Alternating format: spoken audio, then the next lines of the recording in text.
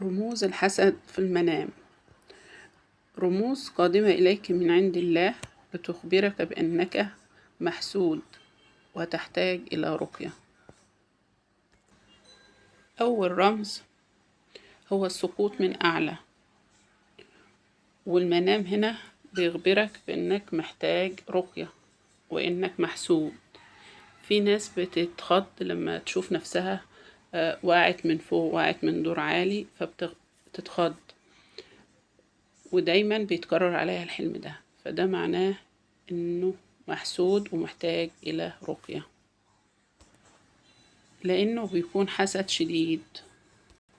تاني رمز قراءة سورة الفلق. وقراءة سورة الفلق على ايه؟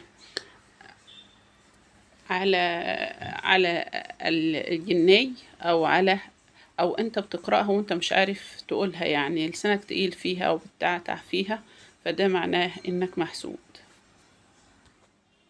ثالث رمز هو ظهور رسمة العين أو صورة العين موجودة في جسمك، على إيدك، على راسك، على رجلك، في أي موضع من جسدك، فده معناه برضو إنك محسود حسد شديد وتحتاج إلى رقية.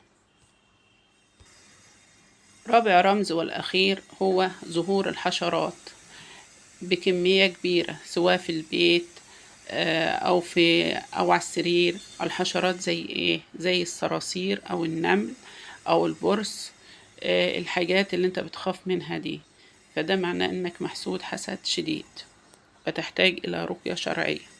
والله أعلى وأعلم.